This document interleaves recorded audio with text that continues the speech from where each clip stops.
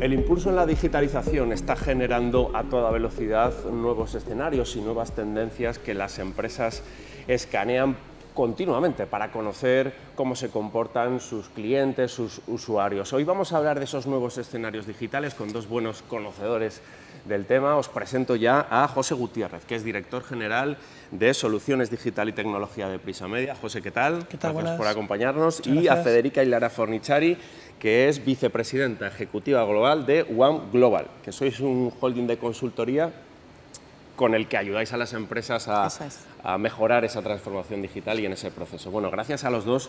Lo primero que os voy a pedir es una fotografía general.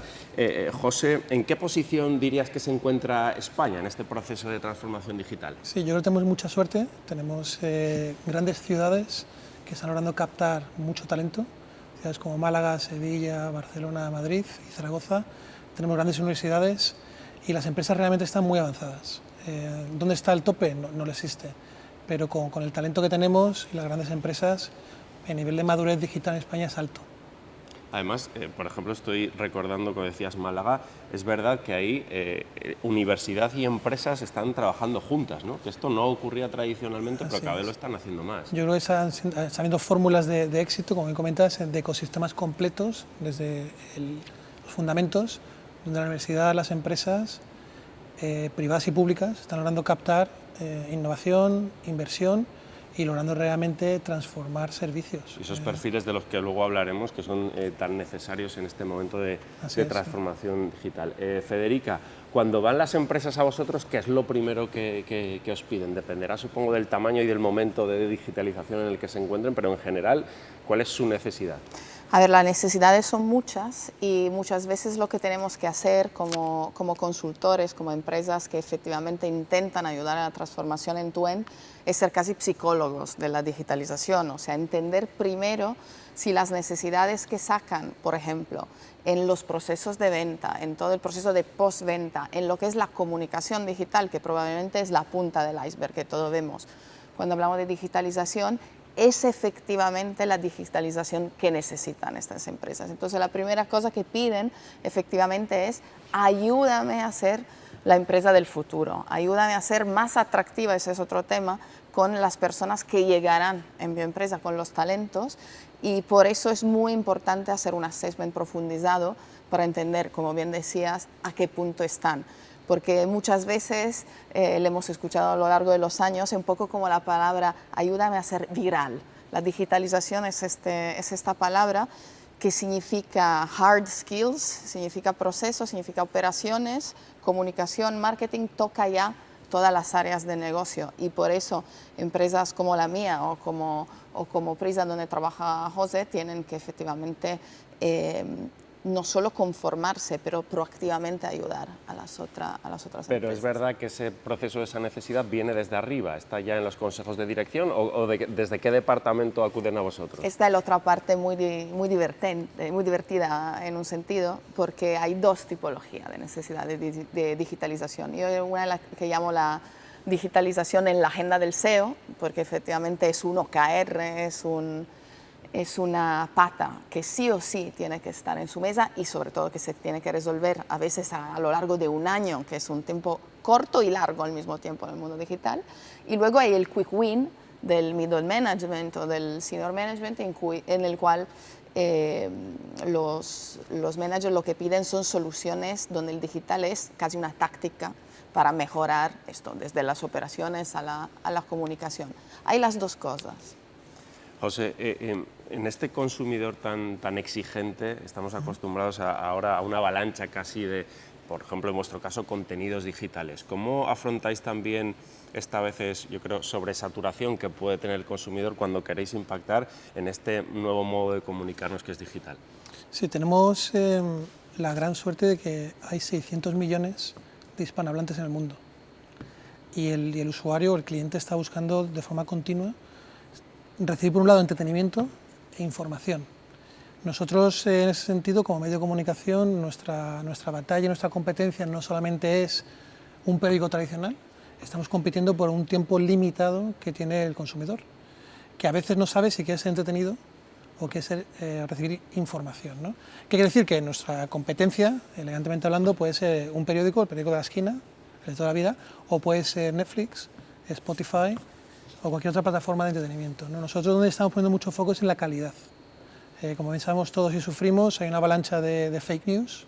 Nosotros claramente la calidad periodística en la información es súper crítica y desde el punto de vista de entretenimiento intentamos asegurar que es un entretenimiento completo, muy diverso, e intentamos aprender con el usuario. En muchos casos también esa comunicación continua con el cliente, aprendemos de ellos, usamos, y luego hablaremos de esto, ¿no? Patrones de consumo, data, inteligencia, para saber cómo ese contenido que somos capaces de distribuir, y la multidistribución es súper importante. Para que tengáis una idea, el 70% de nuestro contenido se consume fuera de nuestro ecosistema. ¿Qué quiere decir? Que nosotros que somos líderes en el audio en español a nivel mundial, el 70% de ese audio se consume fuera de lo que es la aplicación nuestra propia de, por ejemplo, los 40 principales. ¿Qué quiere decir? Que tenemos que tener acuerdos muy importantes de distribución con las grandes plataformas, Amazon, Spotify, para estar cerca del consumidor en el momento correcto y en los formatos correctos, que también es importante, y todos somos usuarios de TikTok y algunas otras plataformas. No siempre vale con contenido largo, profundo, detallado y vertical, a veces información fácil de digerir es súper crítico para las audiencias jóvenes del futuro. Por cierto, nos estamos ya acostumbrando a pagar por la información. ¿Qué tal están funcionando los muros de pago? Nosotros tenemos en España, solamente en uno de nuestros productos, que es El País, elpaís.com, tenemos un muro de pago, de suscripción. Tenemos con bastante éxito el 40% de la cuota de mercado en España, casi 300.000 usuarios que ya pagan por el contenido de calidad. Ahí de nuevo también entramos en la batalla continua para lograr captar que un usuario pague por tu contenido, el contenido tiene que ser realmente diferencial. Estamos muy lejos del clickbait, estamos muy lejos de lanzar promociones agresivas de precio o de derribo, y poco a poco está costando, en España nos cuesta pagar por el contenido. Estamos muy orgullosos de tener una cuota de mercado muy alta, muy importante, de gente que realmente cree que la información de calidad merece la pena pagarla. Pues en esos soportes de información, Federica, muchos de esos CEOs o niveles intermedios están leyendo que hay nuevas olas, nuevas palabras, nuevas expresiones del mundo digital, que son, por ejemplo, el metaverso o la inteligencia artificial. Exactamente estas oportunidades, ¿qué les recomendáis a las empresas? Que vayan con prudencia, que tienen que estar, ¿en qué momento estamos de estas nuevas olas de asuntos que no sabemos si van a cuajar o no, pero a que todo el mundo al menos le da miedo no estar? A ver, la respuesta del consultor, y en este caso es muy fitting, sería depende. Con esto que quiero decir, sin duda cualquier tipología de innovación, y que sea el metaverso, que sean trend más que innovaciones puras como TikTok, como los vídeos cortos, como todo el mundo efectivamente del audio, que es una cosa que existe hace siempre, pero la nueva manera de fruición del audio sin duda es un trend y es una novedad, son cosas muy diferentes una con la otra. Probablemente 2023, ya ha sido 2022, metaverso es una de las palabras clave, junto a Artificial Intelligence, que también es más de largo plazo, tiene un origen más lejana, pero el riesgo, empiezo no de los negativos, pero de los puntos de atención, es que muchas empresas vienen y dicen, ¿qué hago? ¿Tengo que entrar? ¿No tengo que entrar? Y lo mismo pasa con un TikTok, no solo con el metaverso, que ya es más complejo. Y creo que estamos en un punto muy parecido a lo que pasó cuando entró Facebook, ahora Meta, en el mercado, ¿no? José y yo hemos tenido la suerte de compartir hasta la misma empresa, trabajar en la misma empresa por un periodo y a una empresa de comunicación. Todos los clientes venían y decían, tengo que estar, ¿no?, en Facebook, como si fuera un dogma, algo necesario. Lo que nosotros, el miedo a perder el tren, ¿no? Eso es. En la oportunidad se ve algo de volátil, de tengo que ser el primero.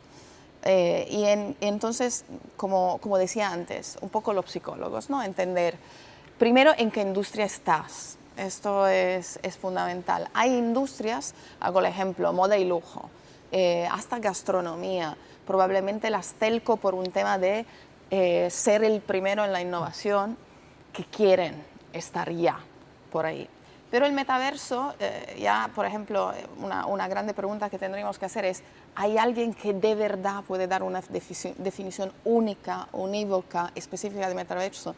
No creo, acabo de hacer unas conferencias con personas muy especialistas de este tema y cada uno de ellos ha dado una definición ligeramente diferente.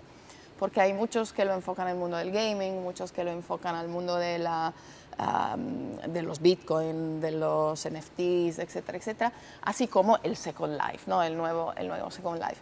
Así que son oportunidades, pero al mismo tiempo no significa que ir corriendo para estar ahí, si no tengo claro, primero, por qué lo estoy haciendo. Y entonces, lo que es la base de una escuela de negocio, ¿no? La estrategia, o sea, ¿por qué tengo que estar ahí?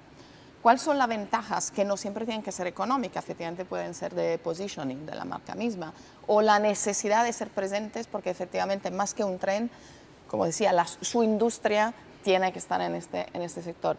Pero hay todavía un grande desconocimiento, por lo cual lo que nosotros como consultoras y con partners tan importantes en tecnología y en comunicación, como puede ser Prisa, otros partners del mercado, yo creo que tenemos la obligación primero de, entre comillas, calmar otra vez un poco los espíritus y por el otro lado escuchar mucho dónde quieren ir, cuál es el reto de 2, 3, 4 años. Esto es un reto de largo plazo.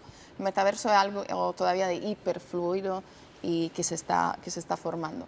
Pero es verdad que siempre más, otra vez como decía antes, como la viralización, la pregunta es, ¿tengo que estar sí o no? Y repito, TikTok es otro caso muy importante en este sentido. Aquí por complementar lo que dice Federica, nosotros hablamos de programas y no proyectos cuando intentamos abordar este tipo de iniciativas. Estamos ya nosotros en algunos metaversos, son muchos y muy distintos.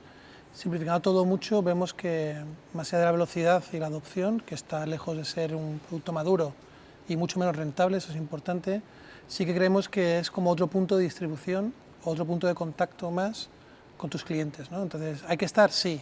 ¿Cuándo? ¿Dónde? ¿Con qué velocidad? ¿Con qué productos? Ahí es donde está el debate. Nosotros estamos ya en diferentes ecosistemas, donde distribuimos contenidos ahí, somos parte de mundos entre metaverso, y estamos ahora ya a punto de lanzar un ecosistema nuestro propio para poner parte de nuestros contenidos ahí, con 3 KPIs importantes. Nosotros el primero sí que nos gusta y a veces intentamos adelantarnos a intentar ser el primero, nos gusta por nuestro volumen, nuestra magnitud y lo que puede llegar a representar. También es una obligación estar cerca de las nuevas audiencias. Los medios de información se tienen que convertir y adaptar continuamente al consumidor del mañana. Y 3, sí que nos gusta que, aunque no haya dinero directo, que haya por lo menos una idea muy clara, como decía Federica, 3 o 4 años, de dónde puede venir el euro del mañana, ¿no? Entonces, las ideas que estamos lanzando ya están ahí. Va a crecer mucho, yo creo, nuestra contribución al metaverso en entornos seguros, eso es importante, que no todos son seguros, y muy centrados también, nosotros hemos apostado para metaversos no inmersivos, porque sí que creemos nosotros que a veces la barrera de entrada pueden ser las propias gafas, ¿no? de Oculus o de quien sea. Pero esto, sí. José, ¿vamos a ir recibiendo sorpresas en estos escenarios o siempre van a ser los grandes los que marquen estas tendencias? Es decir, cuando Zuckerberg habló de su redefinición como Meta, como empresa, pero también del metaverso, a la gran mayoría social es cuando empezó a hablar de metaverso. ¿Van a ser ellos los grandes prescriptores o este es ya un escenario mucho más abierto? Yo creo que es una pregunta casi retórica y complicada de responder porque al final estas nuevas tecnologías de la Web3 se autodefinen como descentralizadas, de guerrilleros que van generando mundos paralelos, a veces están asociadas a poco seguros, pero es verdad que a veces hace falta grandes plataformas, Enterprise, Microsoft, Google, Meta, que realmente inviertan, que creen ecosistemas grandes. Entonces yo creo que en este sentido habrá dos, ¿no? Las grandes Enterprise y lo que sí que habrá son mundos pequeñitos, paralelos, más pequeñitos, donde todo el mundo puede contribuir y crear, pero sí que pondría en foco que es súper importante, parecido a las criptos y todo esto, que tenemos que diferenciar lo que puede ser creativo, dinámico y divertido a lo que tiene que ser entornos seguros. Y aquí va a haber problemas, hay que tener cuidado. Y añado un tema, John y José, que creo que estamos en una escuela de negocio, ¿no? Siempre hay que tener a mente, justo hablando de seguridad, dos cosas. Uno, que hay un speed of humans y uno speed of technology. Y en este caso creo que podemos con tranquilidad decir que todavía no se están cruzando estas dos curvas exactamente en el mundo del metaverso. Y lo otro es, en el mundo en general de las decisiones de management, hay un tema que es la compliance y todo lo que es el mundo del derecho dentro de un entorno, cualquier este entorno sea. Y el metaverso es muy difícil en este momento de controlar. Lo mismo pasa efectivamente con algo que puede ser las cripto, en general el mundo digital. Yo soy siempre extremadamente fascinada cuando veo abogados que han cambiado totalmente su carrera y se están ocupando de compliance digital, etc. Y ahora hablando de metaverso, con uno de ellos tengo respuestas interesantes como: y si hago una acción en el metaverso, como este metaverso no es un estado, un sitio, etcétera, ¿a qué jurisdicción voy a hacer referencia? Y es un tema, o sea, esto es algo que nos contesta otra vez que se trata de un entorno complejo, y creo que lo que dijo José es súper verdadero. Es casi proporcional el tema que sean las grandes que se acercan, porque las grandes, otra vez, porque en el desk del CEO está digitalización como palabra clave, ya probablemente están mucho más avanzadas en la digitalización. Entonces hay menos miedo a acercarse a este mundo. En España tenemos casos como un Telefónica, que ya en el metaverso está haciendo cosas increíbles ya de un punto de vista desde conferencias a la parte de transacciones, etcétera, y participando a la evolución del metaverso. Pero si fuera un abogado, por ejemplo, o en este momento fuera un CEO que tiene que hacerse esta pregunta, tendría hasta un pequeño nivel de miedo. O sea, ¿en qué piscina me estoy tirando?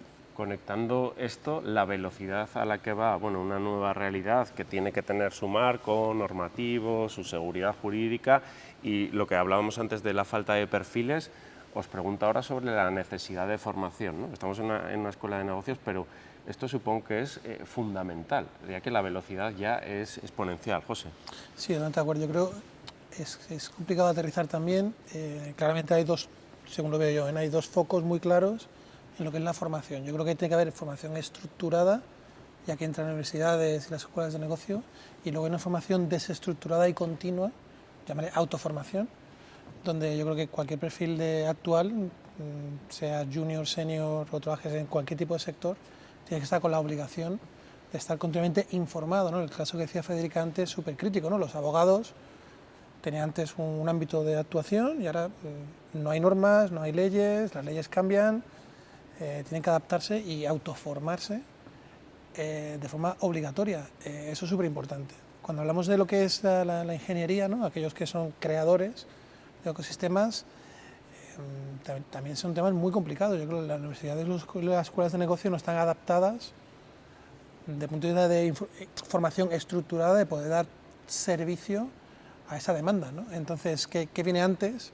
¿El huevo o la gallina? No lo sé, pero yo sí que daría como mensaje eso, que es súper importante seguir autoformándose de forma desestructurada y continua, y a la vez respaldada con formación estructurada en escuelas de negocio, con no siempre másters de 1 año o 2 años, pero incluso con especialización muy puntera, con casos muy críticos, ¿no? La legalidad de los temas, la programación, los derechos, distribución.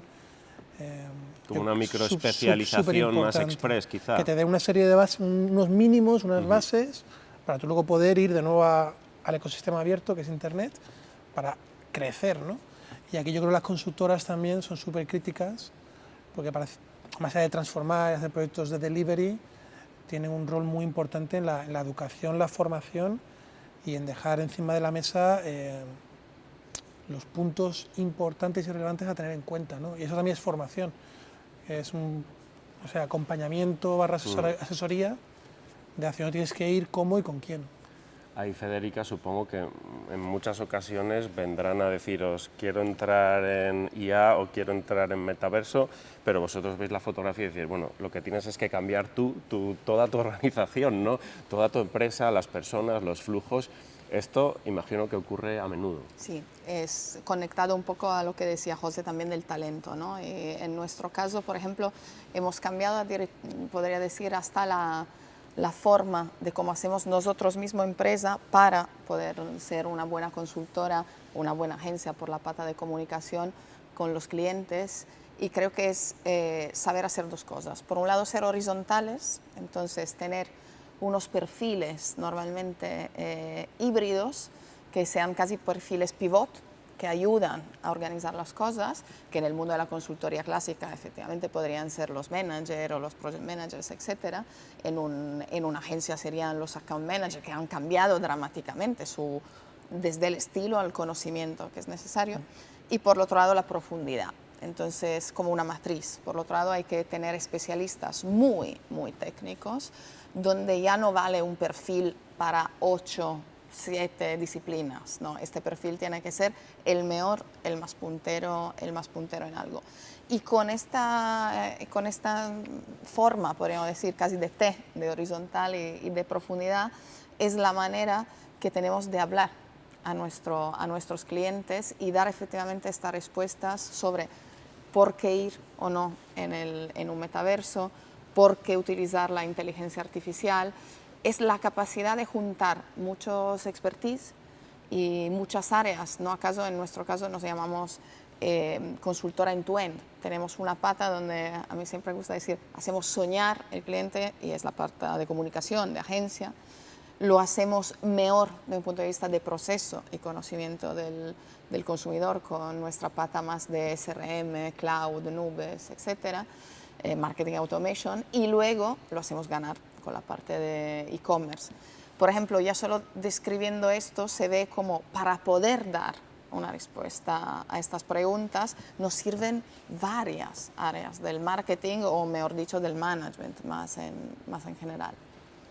Vamos terminando ya, os voy a pedir una diapositiva muy rápida de hacia dónde vamos, que nos digáis un par de proyectos, un par de tendencias, 2 o 3 ideas de qué nos vamos a encontrar en los próximos meses en este año tan, bueno, lleno de incertidumbres, pero también de retos. José. Yo espero que la gente encuentre salud y felicidad. Bien, eso es lo primero. Que venimos de 2 años, casi 3, complicados. Sí. Yo creo que todo va a ir mucho más rápido de lo que jamás hemos pensado, ¿no? Viene el 5G cada vez más estable, está esa tendencia que ya está el GPT y estas cosas un poco raras. Yo pediría precaución y cuidado. La inteligencia artificial, las herramientas no van a matar a la creatividad, eso es importante como mensaje. Y yo creo que 3 también es importante probar, lo comentábamos antes, cacharrear, solo uso la expresión, y levantarse muy rápido. Entender bien que si algo no funciona no pasa nada, parar rápido e intentar probar cosas distintas. Entonces, yo creo, como comentamos al principio, tenemos suerte, estar en un gran país con muchísimo talento, las empresas están muy centradas, hay que probar, sí, pero si algo no funciona, parar rápido. Y la formación, ¿no? De lo que hablábamos. Sí, la formación es siempre. el pilar básico y Federica. puede hacerlo. Sin duda lo que acabamos de decir, ¿no? La incertidumbre, y me engancho a esto, y el primer mensaje que lanzaría por este año es embrace uncertainty. Entonces, tomar en cuenta la incertidumbre como una nueva normalidad. Lo hemos dicho con el COVID hace años, y justo hace poco tiempo reflexionaba con mi equipo y con unos clientes de cómo es muy difícil tomar decisiones. Entonces, yo creo que lo que tenemos que empujar es una calma, eso, precaución, como decía José, en tomar estas decisiones y tener en cuenta que la incertidumbre va a estar sí o sí. Lo hemos vivido. El COVID parecía acabado y a partir del COVID tristemente empezaron guerras. De las guerras empezaron problemas económicos, lo vemos con el mundo energético. A partir de esto tenemos problemas de inflación, etcétera, etcétera, etcétera. Podría parecer un escenario negativo, no es negativo, es incierto, simplemente. Entonces, de cara a un directivo, eso, la primera cosa que diría es tener a mente que todos los partners que tienen en el mercado, que sean compañías de comunicación, tecnológicas, consultoras, etcétera, están viviendo lo mismo, esta incertidumbre. Por lo cual, si hacemos grupo, en ese sentido, si nos ayudamos con players diferentes, cada uno que multiplique, se puede vivir bien esta incertidumbre. Entonces, el segundo punto es esto, aprender, yo creo, sobre todo en sectores parecidos, más que a competir, a compartir. Este es un segundo punto. Creo que en el mundo de la comunicación de los publishers, de los soportes y de las tecnológicas, en el caso de Prisa son todas estas cosas juntas, lo están haciendo muy bien con el tema de los datos, etcétera, trabajando juntos. Y el tercer elemento es efectivamente el talento, y dentro de la palabra talento una reflexión es sobre la demanda y la oferta. También digo siempre a mis estudiantes ser listos, o sea, hay mucha demanda de algo. Si como hemos tenido épocas en el mundo, ¿no? Todos se graduaban en algo y luego después de 10 años en otro tema, de hacer un poco lo mismo, de informarse, de estudiar, de invertir, porque también las continuing education, así como la educación básica, de todas maneras son una inversión, y intentar ser fitting con esta demanda, porque es luego lo que pasará efectivamente en su vida en la empresa. Entonces, desde el minuto uno, desde, yo diría, no digo del colegio, pero por cierto, desde la carrera. Bueno, pues en este mundo de incertidumbres y en este año lleno de dudas, os agradezco de verdad que nos hayáis dado un poquito de certidumbre y de información, que es lo mejor que podemos tener para tomar decisiones. Gracias a los dos por habernos acompañado. Muchas gracias. Gracias a ti.